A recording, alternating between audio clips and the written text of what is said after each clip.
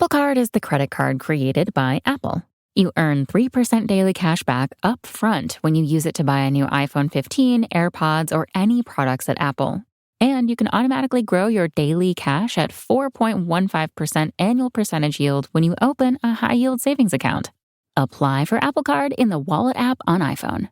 Apple Card subject to credit approval. Savings is available to Apple Card owners subject to eligibility. Savings accounts by Goldman Sachs Bank USA, member FDIC. Terms apply. In sports, the scoreboard doesn't tell the full story, but Netflix does. Stories about dads who happen to be world-class quarterbacks and a battle for the heart, soul, and direction of the multi-billion-dollar business of F1. Whether you're a diehard fan or you're brand new, Netflix has the stories for every type of fan. You can watch these incredible sports stories like Quarterback, F1 Drive to Survive, Untold, and many more now on Netflix. Serie A Chronicles is a Mina Chronicles production.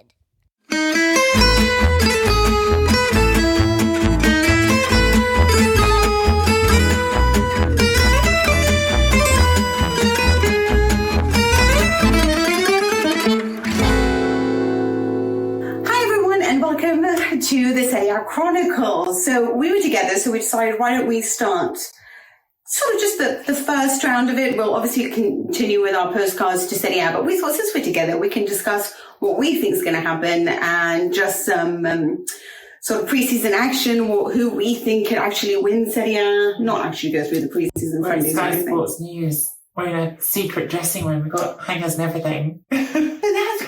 I have no attention to detail, by the way, yeah. Nicky pointed out the shower room. I haven't noticed any of these things. Yeah. But basically what we're here to talk to you about, so we'll come back with more and more stuff, so obviously as the week progresses. But since we're here, we've decided that we can have a conversation about who we think will make top four. Oh my God. We were already having this conversation, weren't we? Like, because we sat down, so a lot of you know, we've been doing transfer specials on Sky Sports News this summer. And so we sit down and we have a bit of time before the show starts. And instead of talking about what we're supposed to talk about, we're always like, oh, what's happening? What's the news with the league? And I'm excited for this new season, Mina, because I really when you put me on the spot and you're like, so who's going to be in the top four? Yeah. My brain thinks it knows an answer. So I'll start answering. And I'm like, but actually. So, there's questions with everyone, aren't there? Napoli, league winners, I still think talent-wise, very, very strong. But neither of us has much faith in Rudy Garcia. So I don't think they'll necessarily in the league. I think they'll be in the top four. Inter, Simone Inzaghi gives me faith. Champions League final last season. I thought they were the best team in the last couple of months of the season. I thought they were the best team in Italy for the last part of the season. But say goodbye to Edin Dzeko, say goodbye to Romelu Lukaku, replace them with, I don't know, hopes and prayers, Marco Arnautovic. It doesn't feel very, very positive on that front. And you have sold some other players who matter, like Brozovic leaving matters, even if he wasn't in the starting 11 at the end of last season. Milan have made some really interesting moves in the transfer market, but they've said goodbye to Traore, who obviously we're big fans of. And lighting it up right now in Newcastle as well. Right. Which makes me think that they sold him for too cheap now. I'm like, you should have asked for 150 if Moses Caicedo was going for that much. Yeah, so questions. Juventus, they haven't really done a lot of anything. Maybe that's fine. Maybe take away the point selection. They were a top four side last season. Lazio, they said goodbye to Milinkovic-Savic. I have very little faith in them. But then you drew out the wild card even of Atalanta in this sort of title conversation, Mina.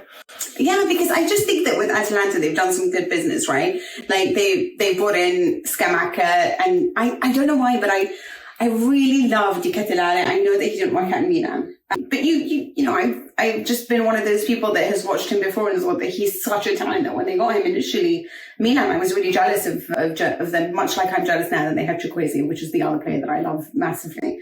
And I was really disappointed that he didn't work out with them, especially because it's Stefano Pioli and you always think Pioli can get the most out of his players. But under Gasperini, you just think maybe this is the time he'll shine. And if he doesn't, then they've got others, from exactly like Scamacca. Mm-hmm. I think that they're just a side that always know how to extract potential. And I think that right now they could be the team to watch. And I think that they've made some investments in the market. Saki was asked if they could win the whole thing. And he was like, well, let's not push it that far. But I certainly think they could have a run in the top four. And there's a part of me that thinks I do too, but who's going to drop out? Yeah, I think winning the whole thing, there's lots to think about, and we always talk about it. It's still true. Like, there's lots of data that suggests when you're playing the Thursday night, Sunday schedule, the Europa League or Europa Conference League schedule, eventually over season, that hurts you. So that's a detriment to them. They're not in the Champions League. But I'm kind of with you in that, Højlund I was excited about as a footballer. I'm excited to see how he eventually does at Manchester United, but this is someone who I think they absolutely extracted a more than fair value for, and who, in the end, scored 9 goals last season. And you've replaced him with 2 strikers. So you've taken one striker who was young and exciting, had potential, but in the end, hadn't scored that many goals for you. With Scamacca, who I'm really, really happy to see back in Serie A, I think it's the right move for him. I think he's gone to a club where youth is so well treated, and where he's going to have a manager who's going to really try to give him the opportunities. But they've also got Traore up front now as well, haven't they? So they've got the two options up front instead of just one. And like you say, the potential sort of rejuvenation and project into Catalara. I almost think when you look around and you sort of think about the things that have changed at other clubs, the things that you're not sure about, whether it's Rudy Garcia at Napoli or whether it's Tonali being gone at Milan. Yes, Atalanta have sold someone hugely expensive, but the end sort of feeling is still, but they're Atalanta, so I feel more confident that they'll deal with these things than the other clubs will. So I definitely think Atalanta are inching for the top 4. I don't know if I can go all the way to title race for them. I think that's still a big ask. But I also don't feel really confident in anyone when I'm picking who I'm picking for the title. No, this is actually a really interesting point, because I don't know whether it's just but I've started to go through this little bit of a falling down the well business, where I don't understand anything's value anymore, if that makes sense. I know that Tonali's good, but did I think that he'd be the best player for Newcastle in that game? I don't know, right? I almost don't know how to judge things anymore. And so there's a part of me that thinks, I look at Inter squad, right? And I think they should be the team that wins it this season, because they should have been the team that won it last season in Serie A, had there not been a beautiful Napoli, because, Spalletti knows how to put together a great team and managed to extract a lot of brilliance out of Kvaratskhelia, who had just arrived, right? Mm-hmm. At the time, you just think that there's going to be a time for them to embed and all of that. Lots of changes. They lost Koulibaly and all of these differences. Dries Mertens, obviously in senior, but it was spectacular to watch. And you think that much change usually doesn't result in brilliance straight away, but it did. And there's a lot to be said about Inter not doing that. But then I look at Inter and I think Brozovic is a big loss. I understand Fratesi coming in. It's a good midfield. It's a hard-working midfield. It's an Italian core that they're trying to build right now. Kind of goes against them being called Internazionale. But I don't know how good they are, because I do think Lukaku for them is, they should look for that kind of, that type of player, which I'm not entirely sure that, Arnautovic, you let go of Dzeko for Arnautovic, Yes. And then I just don't know what to expect of Marcus Thuram. He could be a phenomenon, or he could not be. And so there are question marks for me all over the pitch, who's going to dictate the tempo perfectly. We know Çalhanoğlu can do great, but if there's an injury, who's going to come in? And I think that's what they had so well, which is that you do have somebody like Brozovic to bring in, because he's just so talented. And I would have liked them to maybe more back in Kovacic. Yeah. But, that's just a different story. So I don't know whether they are actually still a very good team, or whether there's a part of me that's not that sure about them anymore. Just because I want to see defensively also, I think there are so many problems that we've seen so far in preseason. I don't think they look as solid as they used to. And that is a problem. We saw how many goals they conceded, especially away from home. Are they going to start the season conceding lots of goals again? Well, the thing is, you don't know what's going to start with the start of the season, because they're still doing business. And this is classic Beppe Marotta, right? You never expect Beppe Marotta to finish doing business until the end of the transfer window. So to some degree, give the man time, right? Let him finish his transfer window. Some of the things they're doing do make you want to tear your hair out. As you just said, Mina, if you're going to end up with Marko Arnautovic, on what planet do you say goodbye to Edin Dzeko? If that is where you're headed. I know 3 years younger is... Yeah, but with none of the Champions League pedigree, with none of that pedigree of deciding games. Look at what Dzeko's doing right now in Turkey. Right. Nothing about Dzeko's performance last season suggested that he was finished. So, if you're going to do it, sure, wages come into it as well. But if you're spending 10 million euros, then for another season, it doesn't make any sense to me. You're not making a long-term investment. But there's so many other deals that they seem to be sort of going out of their way to make a mess of. Samardzic, there's so many things that just you look at and think, how have you managed to contrive this all so badly? And clearly there was hope at a certain point as when they'd signed Lukaku. That hasn't happened. Process is going. Yeah, which is, one of those transfers, again, that on the surface I go, well, okay, he wasn't starting. But on the other hand, that was, like you just said, Mina, part of what made Inter compelling last season, part of why I think they ended Serie A as the strongest team for the last few months, part of why they belonged to the Champions League final was because unlike so many other teams in Serie A, they could look to their bench and go, we've got real options, we've got real quality. And that is definitely being punctured. I think I'm a bit more optimistic than you on Thuram. I've heard some good noises from people who I trust, but, there's definitely big questions with Inter. It's just that the thing is, right, is that Lautaro Martinez, hopefully not this season, hopefully every season he gets that bit better, right? But he is a streaky player and we know that, know? Yeah. And so what you sort of secure when you have Dzeko and Lukaku is alternatives to that. Of course, Thuram could come in and be a phenomenon, Correa's still there. I was just thinking to myself, when you looked at that group, again, to my depth, last season, Champions League final, knowing you've got the options of bringing Lukaku and Brozovic off the bench, Lukaku, and which is the one striker that no Inter fan wants to pitch Correa? Can you just imagine now at this point that he might be the last one that's still there? Do you know what I mean? In another year, maybe Lautaro moves on and Correa's just still there. Oh, God. Maybe they should go for Vlahovic. But do the swap deal, right? Yeah. But I just... Look, honestly, all these, they got Carlos Augusto from... Augusto. I don't actually know how you say his name. I would have said Augusto. Yeah, Augusto. From Monza. So that's a good deal for them as well. Mm-hmm. But there's a part of me that can't quite figure out whether it's going to be great. Mm-hmm. And because they can be, on their day, they can be the very best, or they're going to be a slight disappointment this season. Mm. But I have question marks like that over every single club. Yeah. There is nobody right now that I look at and I think to myself, this is a really great team. I actually did think that about Inter last season. Mm. I looked at that team and I thought they were pretty perfect. Mm. So now I have certain question marks. Everyone is talking about the American Revolution, obviously at Mina. They brought in so many new players. Now it's an attack that no longer depends on Rafael Leao, even though they haven't got the thing that we wanted them all to get, which is a striker. But I think they got Okafor. I'm just not sure if I'm sold on that as a real alternative. It's like saying, last season Nicky got Origi, but, okay. Maybe I'm wrong. Maybe I'm wrong on Okafor. Maybe he'll score a bunch of goals and then, Giroud is still doing wonderfully well anyway. Yeah. But now you have an attack that is a lot more balanced, that's not dependent on Leao or sort of left-leaning. And Chukwueze, for me, if there's any player that I've ever wanted for my team, it was him. I'm such a fan of Chukwueze. Reinders is somebody that can also do a lot, obviously from midfield. Loftus-Cheek is another one. Pulisic, which I don't know. I think Nicky's a little bit more optimistic about him. I'm more optimistic for Pulisic. I remember his best stuff at Borussia Dortmund. I remember some of his performances when he first got to Chelsea. I think there's a good player in there, and I think that Stefano Pioli is someone I believe in. Yeah, I agree with that. I think with Milan, the optimism comes from the wealth of options, like you were just saying. The thing at Milan that last season was bad for them was just that you knew where they were going to get you. Obviously, if there were injuries, it was a disaster. If Leao wasn't there, disaster. But you knew if a front's healthy, right? Well, they're coming down the left-hand side. There's Hernandez, there's Leao, there's Tonali drifting out there as well. They were going to overload that side and attack you down it. And now, hopefully, you don't know that, when you're playing against them. Hopefully you're thinking, well, I don't know, what if it's Chukwueze? What if it's coming through Pulisic? What if the play's still coming through Leao? And that's all really promising. But you have lost a huge piece from your midfield in Sandro Tonali, and you've got a defence that's got Tomori, who hasn't looked like the player we thought he was in about a year, that's going to be relying on, I'm not sure, Thiaw or Kalulu alongside him. I think this team feels like it's got a real glass jaw. And maybe they'll be enough improved going forwards that they'll just be a really entertaining and successful team. But I think that's the question I have with them is how glass is that jaw?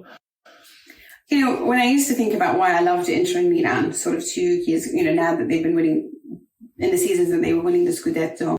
So when I look back and I think of the year that Inter did so well, and obviously Milan, even last season, reaching Champions League final, it's a good midfield, right? You look at the options there, Çalhanoğlu, Mkhitaryan, Nico Barella, obviously the very best, and Brozovic. And then for Milan, when they won the Scudetto, it was Kessie, Benacer and Tonali. Mm-hmm. And you just thought, what a perfectly balanced midfield. Mm-hmm. Kessie leaving already put a lot of strain on that midfield last season. And you could see that a lot of the defense was exposed far too often. There just wasn't the work rate that was available when you had somebody who was helping Tonali. Tonali was asked to do too much at the time. I think that obviously at certain points it worked well when everyone worked well together. And actually what you spotted as the problems were them being too dependent on Leao, you know, and Mina missing was a huge thing for them as well. So that also added to their defensive problems. But now I think Benazir's out. I think it's a midfield that works hard, but Loftus-Cheek, Reinders, I don't know. I don't know if there's enough sort of to secure that defense. And then I look at the defense and I don't think it's exceptional. So there are all sorts of problems for me, but I think attack-wise, they're stunning. Yeah. They have such a complete attack right now. I'm just a little bit worried about them sort of off the ball, should I say that? Especially because you have players like Theo Hernandez, who is sort of another auxiliary attacker. And it just worries me, what if they're facing teams that have better control on the ball? And what are they going to be able to do? But again, it remains to be seen, because Stefano Pioli is somebody that we trust, and we trust that he'll figure it out. Okay, Mina, so I think we've probably got about as much as we can do right now, because we both got cars. Can we not talk about Juve? Quickly. Okay, quickly on Juve. Your thoughts on Juve? I think they're going to win the league, and I think that's crazy, isn't it? It's crazy, isn't it? But it's one game a week. Uh-huh. And I just think when you're playing one game a week, and you have Chiesa who's not injured, and I just think it's enough when all the other teams are concerned with trying to play every 3 days. I think it's absolutely like what they're focused on all in now, because there's nothing to focus on. And I think that creates a really interesting dynamic at Juventus. Like they have to win it this year. I think that's absolutely like all that they're going to be thinking about. And it's the question, like, are they good enough? Last season, without the points penalty, of course, they'd be a comfortable top four, but they weren't really tied for contenders. There were times when people were trying to tell us they were, but they weren't. You know, Napoli were miles ahead. Having said that, that Napoli team, none of us expect them to have that strong of a season again. So it does open the door. I can see where you're coming from. I think my pick to win the league this season is Inter, but it's not a confident Inter. I think genuinely I could believe Napoli, I could believe Milan, I could believe Juventus, definitely. Maybe I could even believe in Atalanta. I couldn't believe Lazio, I'm sorry. So Napoli, honestly, the only thing that stops us was Rudy Garcia, because they do have the best squad. Yeah. And I love Gabriel Vega that they brought in, Gabriel Vega. So I think that he's not in yet, but I won't know. Great addition if he comes in. But I think the team is stacked. It's wonderful. Osman is just the best striker in Serie A. Obviously, we've seen Kvaratskhelia. It's just that Spalletti is such added value, and you take that away and you're worried. Yeah. So we really haven't talked about Napoli. We should, because they're like literally the title holders. There's a lot of assumptions baked into it. It's exactly what Mina just said. Like, their squad's brilliant. Their team's brilliant. I think Victor Osimhen means that even if you put me in charge, they still be in the top four, frankly. So Rudy Garcia will not be disastrous, I don't think. No. Confusing appointment. I don't think any of us understand it still. I don't think you do. I don't think I do. I should have gone for Vincenzo Italiano. Right. I would love that. So I'm baffled by that choice to go Rudy Garcia. I don't think he's awful, but he's not a manager who I hold as like one of the great managers of European football. I think Napoli deserve one of the great managers of European football. So that's the reservation with Napoli. I also think worth saying Kim Min-jae is a big loss. He was spectacular last season. He was so good. Just like Milinkovic-Savic for Lazio, so God help them this season. Yeah, so I think Napoli, I take a small step back for me because of the change of manager, and I think maybe that's enough. I don't see them as favourites. So for me, Mina, I'm going to put my neck on the line and say Inter. You're saying Juventus? I mean, Inter's some better team, right? But yeah, I do say Juventus because it's one game a week. Okay, and your top four is? I don't know, because I think Atalanta have a shout, but I think it's got to be Napoli, Milan and Inter and Juve. Okay, so I'm going with Inter, I'm going to go with Juventus and Napoli. I'm going to go with Milan. Yeah, it's the same top four. Sorry, I can't put Atalanta in there. It should be Inter that wins it, not Juve. It should really be Inter. I want to put Atalanta in there when I sort of think about it, but then I can't see who I'm dropping out. I don't think Napoli drop out. I think Osimhen alone carries them into the top four. Have Milan done enough to win it? Because it's a lot of changes. It might be good enough. I think Milan are a real wild card for me. Yeah. And they're either brilliant or not so much. Yeah, I could believe them winning the league. I could believe any of these teams, maybe even Atalanta win the league, maybe. But the problem for Milan, for me, is I just think they're going to concede a lot of goals. I don't think that's been resolved. And I think that makes it hard to finish top of the pile. Top 4 is a different thing, but if you're conceding a lot of goals, I think it's really hard to win the league. It's a good midfield. I don't know. I honestly don't know. It's one of those where I don't know how to judge things anymore. That's why we're excited for a new season. Exactly. So like I said, we'll talk a little bit more about things. Who do we think is going to be top striker? Who do we think is going to be relegated? My mind is on it. But we'll get back to you, and thank you so much for tuning in. Ciao for now. Okay, Mina. So we had our little chat at Sky Studios the other day, previewing the big teams in Serie A, doing the obvious part of the conversation about who we think will be in the title race, about who we think the challenges for European spots are. We chose our top 4, and I enjoyed that. But I think we'd be shortchanging our Serie A Chronicles tifosi if we don't have a chat as well about who we think is going to be in the relegation dogfight this season. And I think just generally to throw out a few more other bits and pieces to preview that we might not have got to, talking about the top clubs. So I had a couple of categories I thought I'd give us for this week, just to tee things up and to throw ahead to the season. The first one that came into my mind is brilliant. It's perfect. I think this sums up the way of sort of how we probably actually think about football and what we think we should think about football, which is I felt that we should have who our favourite signing of the summer was. And I'm laughing about it because I thought that we'll definitely do that. It's a good category for us to have. Favourite signing of the summer. It'd be a good thing to put in the podcast. We can clip it up, be nice and short. And I thought to myself, I actually don't know. I don't know who I'm going to pick for this. I had to have a really sort of long think about who I like best out of the different summer transfer moves.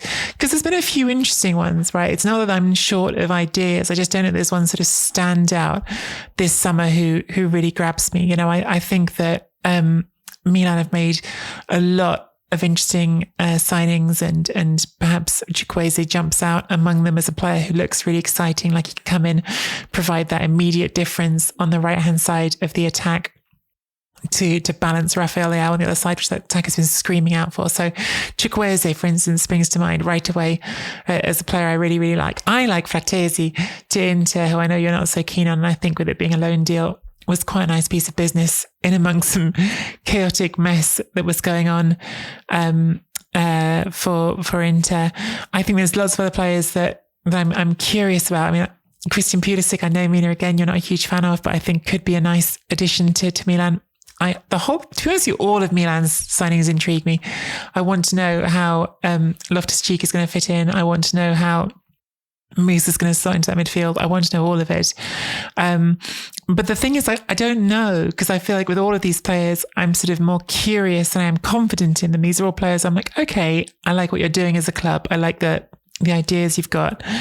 But I don't know that I would put my neck on the line for any of these players yet. I think with Milan particularly, I'm sort of looking and going, okay, let's see how it all comes together. And I think there's lots of other players that I could put in that category. I'm excited for Fiorentina with Beltran coming in. Could he be the answer to what they need up front? I like that they signed someone to fill that gap up front, because look, we could certainly look to some other big examples like Roma and say, well, you still haven't signed anyone to fill that spot up front. I'm actually really curious about Castellanos as well at Lazio. I know we talked in the show we did together about not really seeing them as a title contender without Milinkovic-Savic, and I stick by that.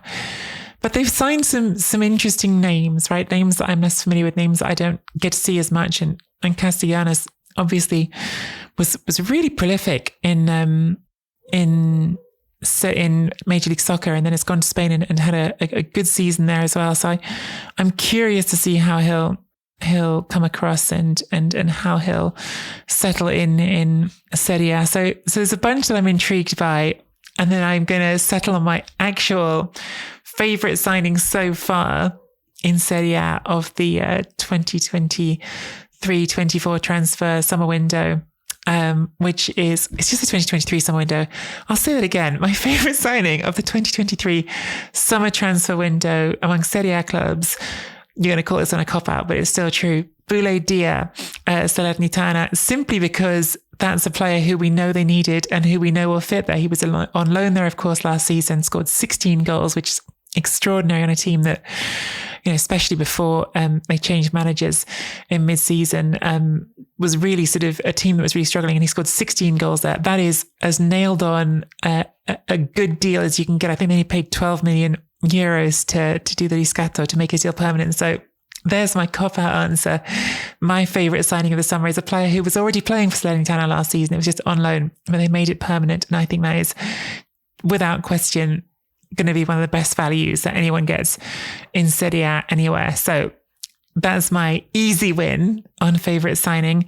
I was really curious as well. I actually genuinely I'm sort of really intrigued to hear your answer on this one.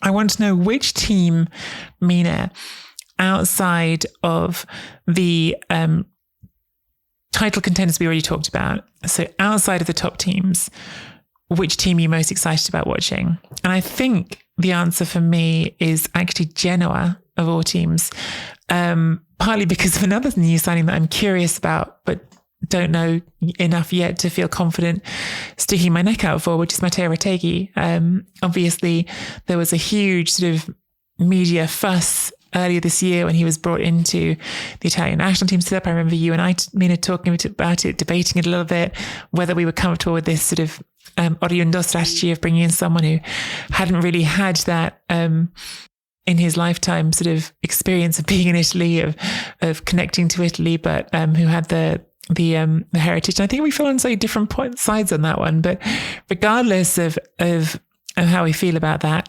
I'm really intrigued by this player. I think he actually, in his 3 games for the national team, he did well. He scored 2 goals.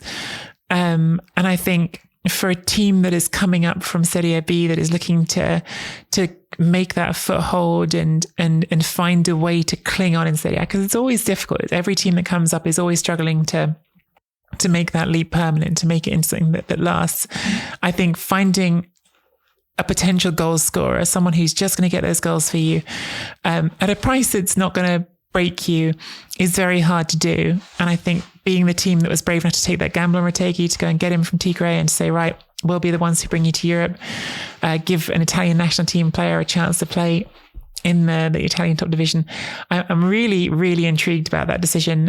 And yeah, they're probably the team, I would say, outside of the obvious ones, the top teams, and I don't just mean the top teams, I'm talking about even Atalanta as well, who we talked about as maybe being a dark horse. I think Genoa, for Retegui alone, perhaps is my desperation for Italy to find a striker who we can rely on. But they're probably the team I'm most excited to see in this first part of the Serie A season. So there's my 2 questions so far for you, Mina. Which has been your favourite Serie A signing of the summer, and which is the team outside of the European chase that we already talked about that you're most excited to watch? And the last question I think we have to talk about, because we hadn't had a chance to do that yet, is the relegation battle. So I'm going to say we each need to name our 3 teams that we think will go down this year. I think, again, newly promoted teams are always sort of big candidates in this conversation. So Genoa, already mentioned. Cagliari, of course, had that bonkers promotion campaign under Claudio Ranieri. For anyone who missed this last season, I know we talked about it a bit, but obviously we do focus more on Serie A. When Ranieri took charge of Cagliari, right before Christmas, I think it was, maybe like the 22nd or 23rd of December, he got the job. They were 12th. So they were a long, long way from promotion when he took charge. And he got them up to 5th, and they won the promotion playoff. And so incredible stuff for Claudio, who arrives in Serie A again at 71 years old, which really made me laugh that as well, because I'm sure you guys will remember it, but way back when he was in his peak feud era with Jose Mourinho, Jose was sort of saying, he hasn't won anything and he's almost 70, which of course is before he won the league at Leicester, Claudio. And so that was, I checked, it was all the way back in 2008 Mourinho said that. I just thought, what a cheeky so-and-so that he was calling Claudio nearly 70 in 2008, when in fact Ranieri is only just 71 in 2023. So yeah, that made me laugh. But anyway, so Ranieri comes up, he did a sensational job improving that team in immediately to get them from being a mid-table side to getting up and making this promotion playoff happen. They've got some interesting players. I think in particular, a sort of player on that team I'm curious to see play in Serie A is Antoine Makumbu. He's been a really sort of pivotal player for them in their midfield, a really dynamic player who's helped sort of give them that something different, something special that helped them on their promotion push. I think they've signed a few players, the most interesting of which to me is probably Shimorodov. I think that midfield combination, in fact, between him and his physical strength, and Makumbu, who's a bit more dynamic, I'm curious to see how that's going to play out. So I'm excited to see Ranieri back. I'm definitely interested to see what his team's going to look like, but I do have worries for them. I do think this is a team that when I look at it, I don't see the obvious goals in it. They relied on Lapadula in Serie B. I don't think Lapadula, whatever he is now, 33, 34, I think, is a player I would want to pinning all my hopes on up front. I know Luvumbo's been having a good preseason as well, so maybe he'll make something happen, but he wasn't prolific in Serie B, so I have worries for Cagliari, even though I would love to believe that Claudio will make it happen. The third newly promoted team is Frosinone, who came up under Fabio Grosso, and they're probably the team I have least positive hopes for, because they took a team that got promoted and scored very freely on the way to getting promotion.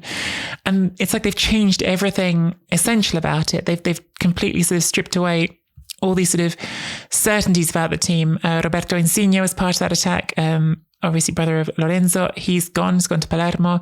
Samuele Mulattieri also part of that attack. So they had to play with a 3-man attack. He's also gone. So you've got 2 out of 3 of your starting attack on this high scoring team are gone. Most importantly, the manager, Fabio Grosso, who got promoted, is gone, and Eusebio Di Francesco replaces him.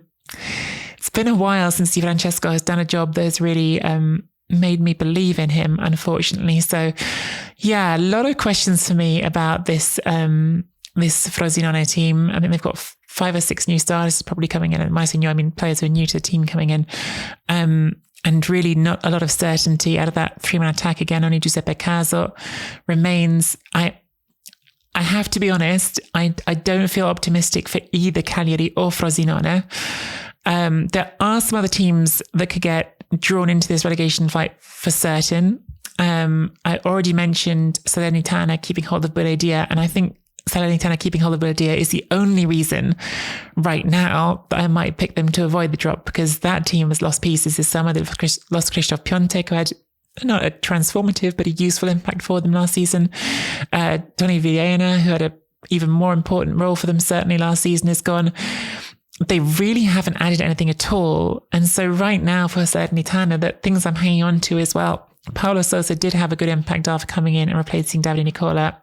And they've got Buledia. And look, if Diaz scores 16 goals again, you're probably fine. You don't often see teams getting relegated with one of Serie A's top scorers in the team. And I think that alone might be enough for them. But right now, I definitely see some pretty big worrying signals for that club. And I think they could easily get drawn into a relegation fight. The other one I'm worried for out of the teams that was up last season, Verona. I mean, they've been sort of scraping by a little bit for a while. I think that Temese coming out of that team as well, selling Temese is a big loss. That's someone who was a really integral starter for the team last season. He's off to Torino. Nice pickup for Torino, I think, by the way.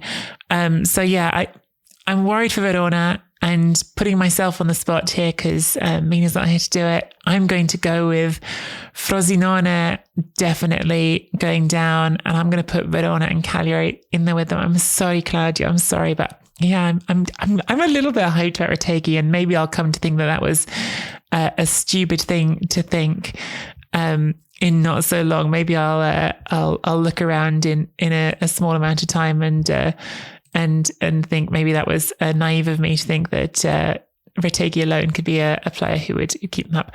But that's it from me. Mina, I'm so excited to hear your thoughts, and I'm so excited for the weekend's games and to start talking about these games in our Serie A postcards this season.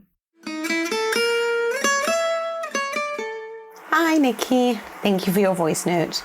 I just finished recording a podcast for the BBC, and they all were making fun of me because they asked me who I thought was going to win Serie A, and I said Juventus, and then they all started laughing. And I understand it, because Juventus regularly make me wonder if it's worth watching the sport anymore, especially the kind of football that we've seen last year from Max Allegri. But I always believe in a side that plays once a week, right? Call me stupid, but Inter should win it. Inter should win it, or Napoli. Now, here's the thing. I actually want to talk about Napoli, because when we were together, I will address your questions, so don't worry. But I sort of, I hate the word, but I did a little bit of I don't know if it's just me, or it's just people's memories in general, but I'm forgetting everything at the moment. Yeah. And I was trying to think back on Rudi Garcia's Roma, and I was like, gosh, I can't even remember that much. I remember Castan. I remember sort of Strootman in the midfield that they had. And I was like, oh, you know, it was like the best of Pjanic, right? You know, like, this is what I remember of him. But I don't. And then I come across this article, and I thought it was a really funny article, because it was like mentioning porn and all of the stuff. And it was me. I'd written that article. So I could not believe that I'm there reading this piece about how Rudi Garcia had done such a good job with Roma, not realizing I was reading my own words that I used to write for the Daily Mirror many, many, many years ago. It was like my first column, I think, at the time. So 10 years ago. So yes. So I've become a little bit more hopeful about Napoli, and now I think that they could actually win it.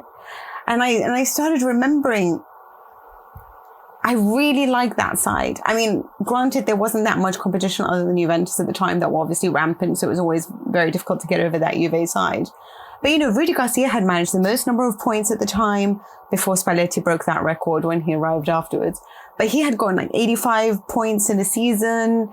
It was a great midfield. I thought they were defensively strong. They were attackingly fun to watch. And I don't know why I sort of fell out of love for him, or perhaps felt like recently when everyone said Rudi Garcia, I'm a bit like, oh, but it's not Spalletti, right? But then you remember things, right? You remember his journey. You remember his Lyon side that dumped Juventus out of the Champions League. But that wasn't just the important thing. They also dumped Manchester City out of the Champions League in 2020. It was a COVID year, so I'll give you that. I mean, you know, but then obviously you remember that he was in Saudi. He was coaching Ronaldo. He didn't do a great job. And either way, I think that the team that he has and the personality that he's got, it's going to be interesting. I also think that he's somebody who always has a lot of balance. And I've rethought my position on Napoli. And I think that honestly, it deserves a rethink. But I do think he might have enough to push them over the line again, because it's Victor Osimhen. It's Kvicha Kvaratskhelia. Actually, a lot of people have been asking me this. Why has there not been more conversations about Kvaratskhelia leaving Napoli? Why have not so many European teams come in for him? And one thing I want to say is that people are quite well aware of the fact that he doesn't really want to leave unless it's Real Madrid.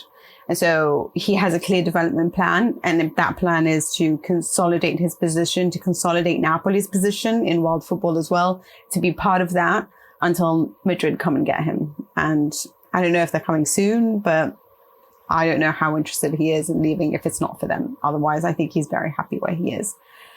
Okay, so let me answer some of your questions that you were talking about. You asked me which is the player that I'm most interested in watching. I do like your response. I think it's a very clever response, to be honest with you. I'm not so down on Salernitana in general. I understand why people are, but I'm somebody who always believes in coaches more than I believe in teams. And I think that I was very impressed with them last season, and managing to secure his signing. And Salernitana in general, having Paulo Sousa, who's now had the whole summer to work with his players, makes me believe that maybe they might escape relegation. But before I get into the relegation dogfight, my favorite signing is Samuel Chukwueze. I think that he is a tremendous player. He's so dynamic. He's unpredictable. He's clever.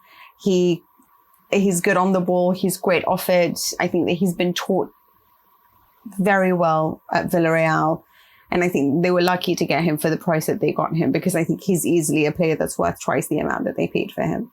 So I'm excited to see Milan playing with so many new players. There's just so many different players to watch and see. I think Yunus Musa is going to be very exciting as well. I think that he's an interesting profile that I'd like to watch. For me, he's got high ceiling, so I'd like to see him live up to his potential. And when you've got Stefano Pioli, you know that that's a possibility with him as your coach.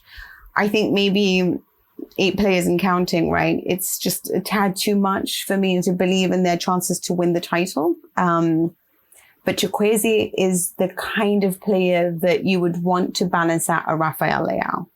And I just feel like if you've got these two guys coming at you and you've got Giroud in the middle or you've got Okafor in the middle, it's Pulisic. Pulisic, sorry.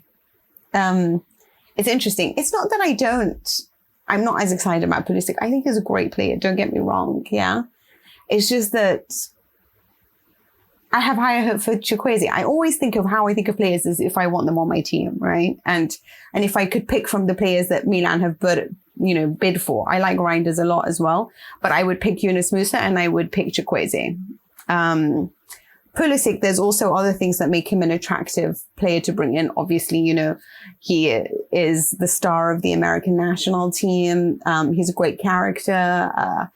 And he is a very good player. I mean, you need only remember what he did with Borussia Dortmund. But I guess because it's very, sometimes it's good, sometimes it's bad. It's been a bit of a roller coaster for him at Chelsea that maybe I'm not as excited as I would be, as I am for watching Samuel Chukwueze. So that's my favorite. Fratesi, you mentioned Fratesi. I think he's an excellent addition. Don't get me wrong. I love him for my team.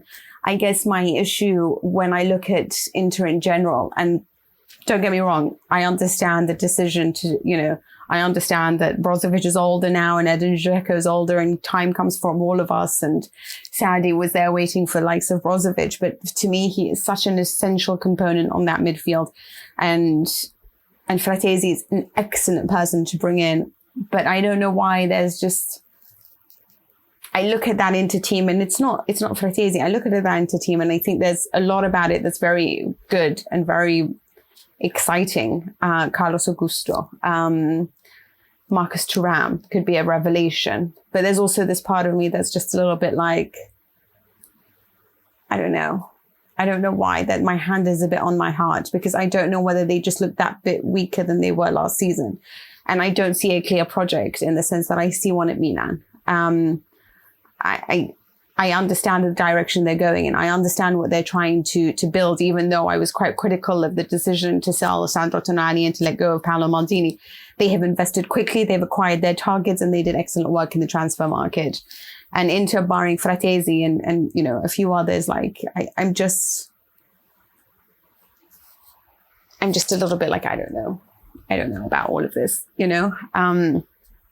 The team that I'm most excited to watch that's not a powerhouse is Atalanta, but I feel like they are a powerhouse. So I don't know, I'm dying to see De Ketelaere. I'm dying to prove myself right. I am so bad at spotting talent. I'm so bad at, this is one thing that the only thing that I do well as coach is I'm not great at realizing which players will really be outstanding, but I do think De Ketelaere is someone special and I really want him to have the chance to show that. I'm interested to see Toure. I'm interested to see Scamacca. So I think it could be really fun to watch in general. Fiorentina, I'm always interested to watch as well with Italiano because every season he's just that bit better. He gives me that many more reasons to believe in him and what he decides to do going forward. So Fiorentina is another one that I'm really interested to watch. But mostly it's Genoa. I'm a little bit in love with Genoa at the moment. So I am so happy they managed to keep Gilardino. I'm so happy to look at this team and the interesting way in which they play their football. How I find them fascinating, the way that the midfielders move, the way that the centre backs sometimes act as fullbacks, the investments that they have made in the transfer market. And I've just understood right now that Malinovsky is arriving. which is another great deal for them. So Genoa is, you asked me about the relegation. I don't think Genoa, let me just have a look at the players that they've brought in. And Retegui, you've mentioned him. They're not a team that I think will be going down. I think that they have a great manager that's done a tremendous job to put them back into Serie A. I think they've got a good management behind them with a clear plan and a clear strategy of how they're going to invest. And that 777, everyone knows about them now. I think that, we have exciting players to look at, from Retegui to potentially Malinowski coming back to the league. So I believe in Genoa. I believe in their style of play, and I believe that they'll be interesting to watch. I am also hopeful that Cagliari will stay up. I have a bit of a love-hate relationship with Cagliari. The love is for Ranieri. The hate is, I always associate Cagliari to racist movements. And I know that's not really fair, but it's not always been the happiest place to visit. Not for me, but just, for some of the football, for some of our football players. So Cagliari, I believe in Ranieri. I believe in what they are. I just think that there are worse teams right now. And so I kind of want to see Scoufet. I'm sort of excited about him. He's one guy that I feel sorry for. I still like Shmorodov. I always feel like he never had the chance to show how good he is. Certainly not under Jose Mourinho. But I think they might have just enough. The team that I agree with you, I think Frosinone, just because it's Di Francesco as well, and because they lost their star striker, the guy who scored all the goals for them. And that for me is a huge, huge loss if you're going to lose Mulattieri. So that's one. It's too many pieces that they're losing at the moment, and it's something to worry about, frankly speaking. They do have Nkuni, who's an Albanian striker, really big boy from Bayern Munich. I was kind of excited about it. It has a lot to do with the fact that it was Bayern Munich, I'm not going to lie. But then I spoke to a few German journalists who were like, don't be that excited. So now I'm less excited about that. It's also, it's a shame that I think they had created this great synergy with Fabio Grosso, and that not being there is going to be a point of contention. So for me, it's Frosinone.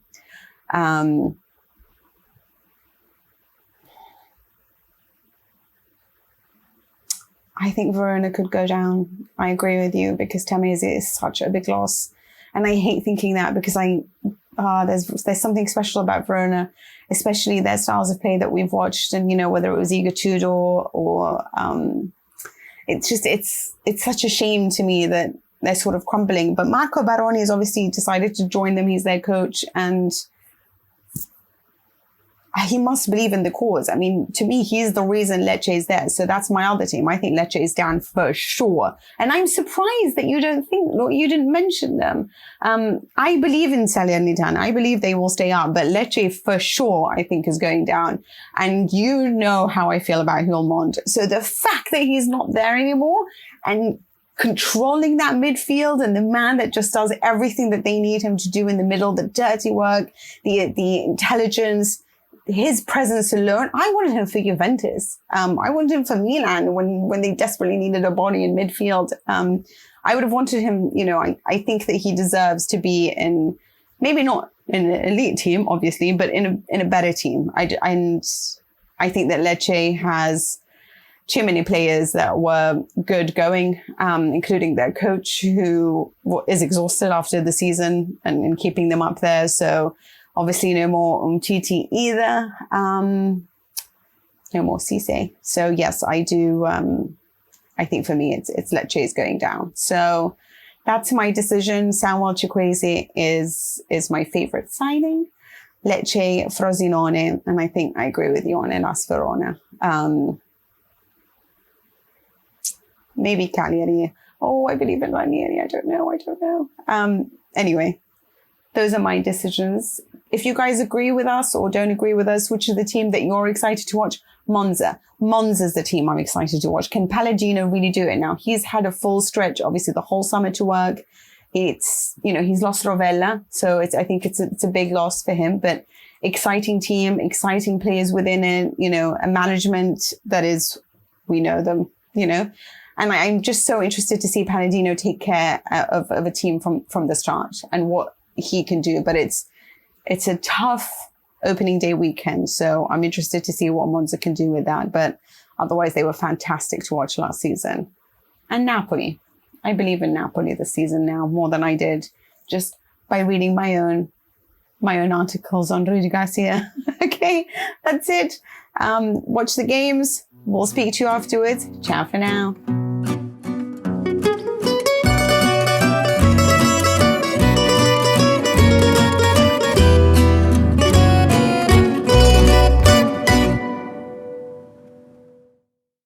Sports Social Podcast Network. Judy was boring. Hello. Then Judy discovered ChumbaCasino.com. It's my little escape. Now Judy's the life of the party. Oh, baby, mama's bringing home the bacon. Whoa, take it easy, Judy. The Chumba life is for everybody. So go to ChumbaCasino.com and play over 100 casino-style games. Join today and play for free for your chance to redeem some serious prizes. ChumbaCasino.com. No purchase necessary. Void where prohibited by law. 18+ terms and conditions apply. See website for details.